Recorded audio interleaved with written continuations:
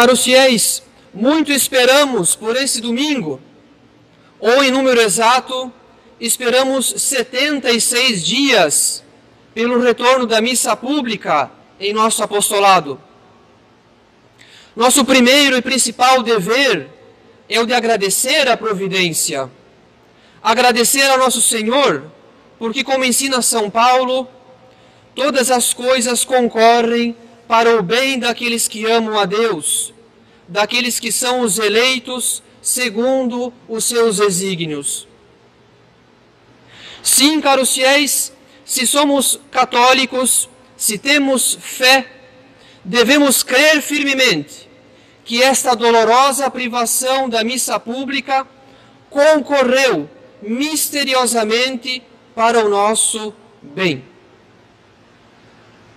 Esta dolorosa privação da missa pública concorreu misteriosamente para o nosso bem.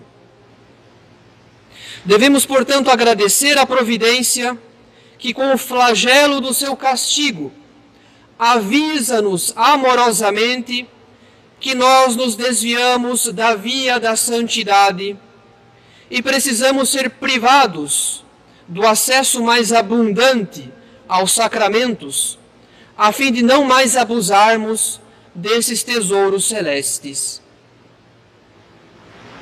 Por causa da privação da missa pública, devemos reconhecer que é grande a alegria reservada para este domingo, após 11 domingos praticamente sem presença de fiéis na celebração do Santo Sacrifício. Nosso Senhor nos privou do nosso maior tesouro, da nossa maior consolação, a fim de reservar para este domingo uma alegria que, infelizmente, tantas vezes a rotina fez desaparecer e nossos pecados vieram a sufocar. Após 11 domingos de missa sem os fiéis, finalmente podemos dizer, como o salmista, que alegria quando vieram dizer: vamos subir à casa do Senhor. Afinal, quantas vezes, caros fiéis, sentimos um peso em ir à casa de Deus? Quantas vezes sentimos um peso para acordar cedo, a fim de participar do santo sacrifício da missa? Um peso para acompanhar atentamente as cerimônias? Um peso para examinar a consciência e confessar os próprios pecados? Um peso para desapegar-nos dos pecados veniais, a fim de fazer uma frutuosa comunhão eucarística? Quantas vezes a união a Deus nos pesou, porque nosso coração estava apegado à baixeza deste mundo? Quantas vezes ainda nós nos privamos voluntariamente da Santa Missa e dos sacramentos, com a presunção de que a Igreja estaria sempre aberta para receber-nos quando decidirmos retornar? Pois o flagelo da peste mostrou-nos que se a providência assim decretar, as igrejas fecham e os sacramentos cessam. Não foram as autoridades civis ou religiosas que fecharam igrejas e suspenderam sacramentos se um decreto da providência não tivesse permitido este mal em vista de um bem maior, o bem da nossa conversão. E por isso devemos ser muito gratos a nosso Senhor. Se estamos vivos, caros fiéis, se não fomos ceifados pelo flagelo da peste ou qualquer outro mal, então podemos fazer penitência dos nossos pecados. Devemos ter gratidão para com a providência, por ela não ter pronunciado ainda aquele terrível e tremendo juízo que nos aguarda após a morte. Porque o tempo que ainda nos resta, isto é, a graça de continuar entre os vivos e gozar de boa saúde, esta graça está certamente ordenada ao nosso próprio bem. Ou seja, nosso Senhor nos dá tempo de conversão, de emenda, de resolução, de penitência e de oração. Portanto, caros fiéis, a gratidão para com nosso Senhor, que nos dá a alegria de retornar à sua casa após 76 dias sem missa pública, a gratidão de estar entre os vivos e gozar de boa saúde, não pode ser roubada pelos nossos vícios e pecados. A causa do flagelo deve ser combatida, porque não podemos ser gratos a nosso Senhor e continuar a ofendê-lo como antes. Para tanto, para combatermos a causa do flagelo e sermos verdadeiramente gratos a nosso Senhor, precisamos tomar a resolução de renunciar aos nossos vícios e fazer bom uso dos sacramentos. Para sermos verdadeiramente gratos a nosso Senhor, precisamos tomar a resolução de renunciar aos nossos vícios e fazer bom uso dos sacramentos. De fato, quantas vezes criticamos e apontamos nos outros a ignorância e a irreverência pelas coisas santas, enquanto a nossa ciência, o nosso conhecimento do catecismo, torna a nossa discreta irreverência ainda mais culpável. A nossa discreta irreverência. Sim, caros fiéis, não podemos apontar a irreverência manifesta de muitos católicos, se dentre nós a irreverência também existe, ainda que discretamente. Afinal, nós conhecemos bem as exigências exteriores do rito romano tradicional. O rito romano tradicional é mais exigente quanto à reverência exterior, seja por causa da modéstia nas vestimentas, seja por causa da postura e dos sinais de adoração, porque se passa mais tempo de joelhos, por exemplo. Todavia, a reverência exterior de nada vale sem a reverência interior. Na verdade, a reverência exterior deve ser sinal, isto é, a expressão da nossa reverência interior. Ela também deve fomentar a reverência interior. Em outras palavras, se os fiéis se vestem modesta e dignamente para assistir ao santo sacrifício e se passam mais tempo de joelhos, é para manifestar a adoração interior e também para fomentar a adoração interior. Isso significa que a nossa reverência exterior pode, eventualmente, esconder um coração impenitente, aborrecido com a vida de oração e afeiçoado às aparências deste mundo. Se hoje retornamos à casa de Deus, caros fiéis, não viemos aqui para voltarmos exatamente como chegamos, isto é, com o coração longe de Deus, apesar de ter praticado a reverência exterior, apesar de ter cumprido com a nossa obrigação.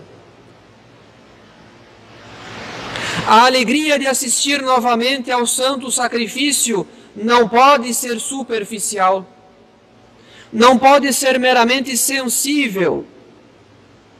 Essa alegria deve ser principalmente espiritual, porque consiste na alegria de receber provas de amor do coração de Jesus por nós, que nos agracia mais uma vez com a Santa Missa e nos dá tempo para a nossa conversão. Esta é a verdadeira gratidão, a consideração aprofundada dos dons de Deus e o desejo de corresponder de toda a nossa alma. A verdadeira gratidão é a consideração aprofundada dos dons de Deus e o desejo de corresponder de toda a nossa alma. Para fazermos, pois, bom uso das coisas santas, para participarmos com espírito de adoração ao santo sacrifício da missa e recebermos com boas disposições os sacramentos, não podemos mais conciliar nossos vícios com a frequência aos sacramentos, como até então pudemos ter feito. É preciso que fique claro, caros fiéis, que a reverência exterior não basta.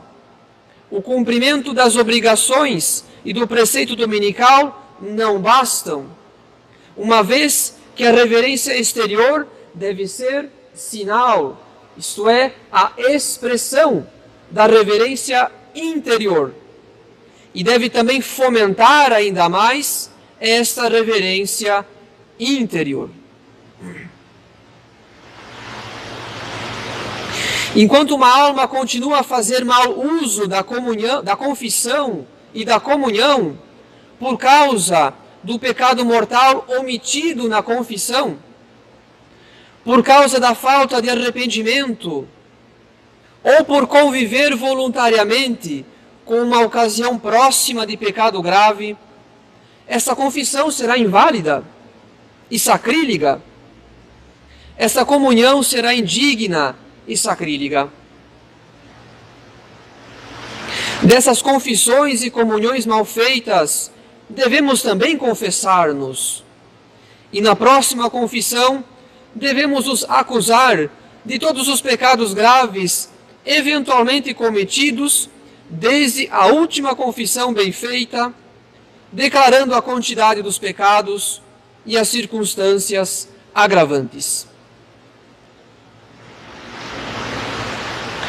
Mas se a nossa consciência não nos acusa, felizmente, de confissões ou comunhões sacrílegas, não nos esqueçamos que para fazer bom uso dos sacramentos, precisamos de boas disposições. Não esperemos que a confissão extirpe de nós todas as nossas más inclinações e impeça os atrativos das vaidades do mundo e das tentações do demônio.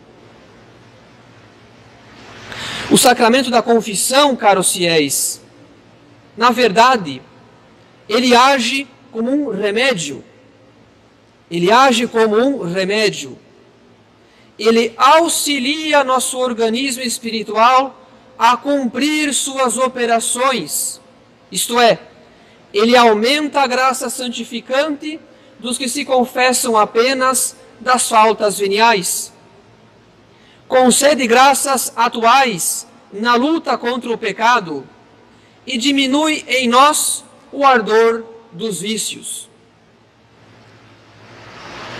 Mas assim como um remédio é ineficaz no indivíduo que não cumpre o tratamento, do mesmo modo, quem retorna da confissão para os mesmíssimos hábitos de antes, sem disciplina de oração, sem fuga das ocasiões de pecado, sem prática da mortificação, sem leitura espiritual, dentre outros meios de santificação, em suma, quem retorna da confissão para os mesmíssimos hábitos de antes, não faz bom uso da confissão, ainda que ela seja válida.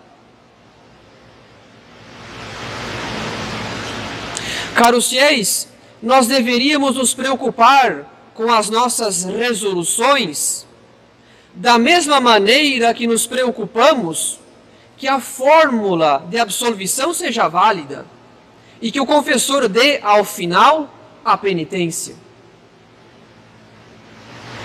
A confissão age como um remédio e o confessor, que é médico de nossas almas, preceitua-nos certas resoluções como parte do tratamento. Por outro lado, se o penitente não empreende o combate espiritual, se dá margem a certas faltas veniais, aparentemente inofensivas, se cede nos seus deveres e continua muito apegado aos bens deste mundo e à vontade própria, então o remédio da confissão, isto é, a graça sacramental, é como que soterrada por inúmeros obstáculos. Nossa alma torna-se como que presa e amarrada pelas correntes e cordas dos nossos vícios, e de pecado venial em pecado venial, nossa cegueira irá nos conduzir cedo ou tarde ao abismo do pecado mortal. Por isso, de nada adianta dizer, caros fiéis, o que ocorre de os confessores ouvirem no confessionário, a saber, Padre, eu não consigo abandonar meu pecado. Padre, eu não sei por que eu não consigo lutar. Padre, eu não sei por que não consigo vencer. De fato, se alguém permite pouco a pouco a entrada de certas faltas veniais, com a pretensão de manter-se no controle da situação, simplesmente porque não está disposto a cometer faltas graves, esse alguém caiu numa grande ilusão, porque o consentimento com as faltas veniais voluntárias já é um passo rumo ao abismo do pecado mortal.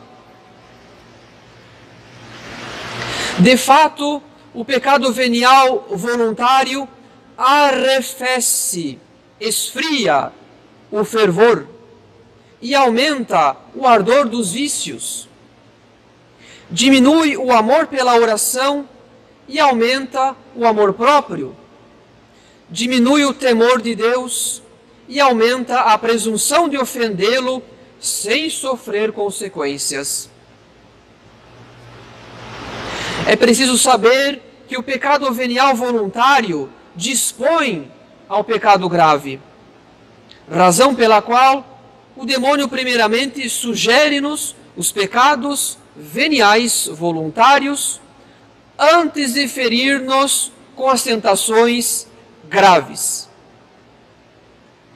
O demônio primeiramente sugere-nos os pecados veniais voluntários antes de ferir-nos com as tentações graves. Portanto, caros fiéis, se o sacramento da confissão age como um remédio, não podemos esperar que esse remédio produza efeito se não tivermos a resolução de cumprir à risca o tratamento. Devemos ouvir e acatar com humildade e obediência os conselhos do confessor, tremendo com santo temor que a nossa desordem retorne e nos faça perder o auxílio da graça. Por fim, para fazermos bom uso das coisas santas, também devemos ter boas resoluções na recepção da Eucaristia. Assim como a confissão não possui um efeito mágico, mas age à maneira de um remédio, do mesmo modo, o sacramento da comunhão, que também possui um efeito medicinal contra as faltas leves, age principalmente à maneira de um alimento, aumentando em nós o ardor da caridade, estreitando a nossa alma ao coração de Jesus, inebriando-nos com o amor divino e satisfazendo-nos com a posse de Deus presente no sacramento. A Eucaristia age à maneira de um alimento, mas se procuramos pouco este alimento, o que podemos esperar senão uma vida espiritual raquítica, medíocre, miserável? E esta era a nossa condição antes da suspensão das missas com os fiéis. Poucas almas se aproximavam frequentemente dos sacramentos. Muitas almas, mesmo podendo, não procuravam mais vezes os sacramentos, ou arrastavam o seu estado de pecado, atrasando o exame de consciência e a confissão, e permanecendo longo tempo sem comungar. A carestia que vivemos de bens espirituais nos últimos 76 dias serviu-nos de justo castigo, a fim de reparar tanta indiferença para com as coisas santas, especialmente para com o sacramento do amor, a Eucaristia. A carestia que vivemos de bens espirituais serviu-nos de salutar remédio, a fim de reconhecer a nossa ingratidão e tibieza habitual para com as coisas santas, ainda que tantos tenham se precipitado no mais profundo esquecimento de Deus durante o período de suspensão das missas públicas, fazendo mau uso deste remédio salutar do castigo. A Eucaristia age como um alimento, caros fiéis. Então devemos pedi-la sempre a nosso Senhor.